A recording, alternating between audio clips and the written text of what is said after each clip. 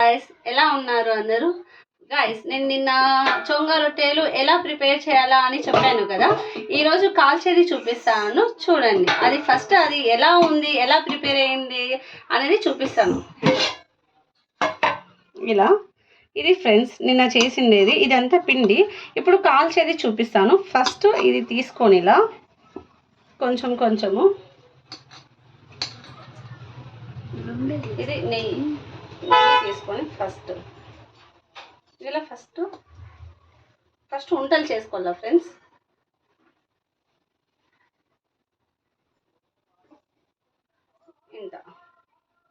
ఇంత చాలు ఫ్రెండ్స్. వంటలు మంచి కదుపు ఫస్ట్ ఇలా వేసుకోవాలి.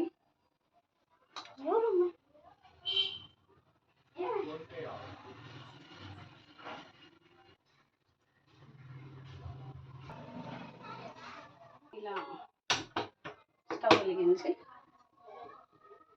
తర్వాత ఇలా వెడల్పాటి పెనం తీసుకొని, నెక్స్ట్ ఇది చొంగ రొట్టెది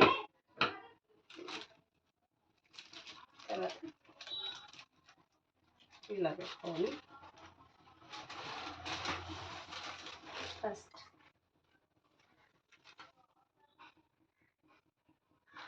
ఇలా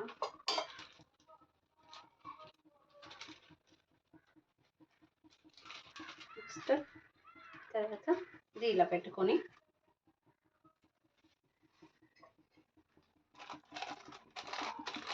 తర్వాత ఇది వేసుకొని ఇట్లా క్లోజ్ చేసుకోవాలి. నెక్స్ట్ ఇలా అనుకోవాలి.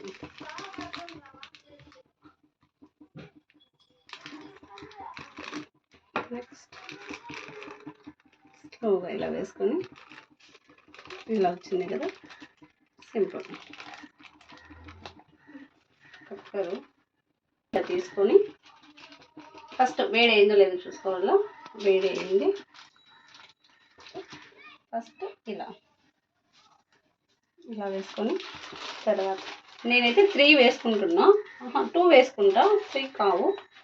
కొంతమంది ఇంకా పెద్దగా ఉంటే ఎక్కువైనా వేసుకోవచ్చు, సేమ్ మీడియంలో.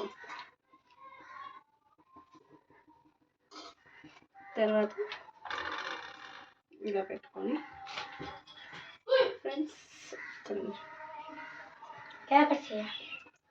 నెయ్యి మొత్తం నెయ్యితోనే కాల్చుకోవాలి. నెయ్యితో కాల్చుకుంటేనే టేస్ట్ బాగా వస్తుంది.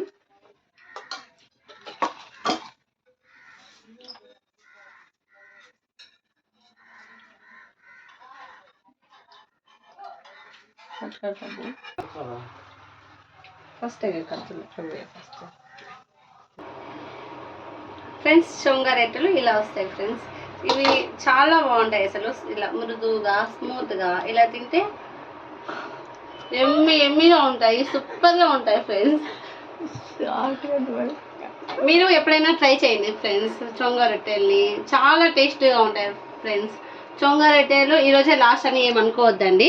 అవి అచ్చు ఉంటాయి, అచ్చు వేయకుండా ఎప్పుడైనా చేసుకోవచ్చు. Please like and subscribe friends, please.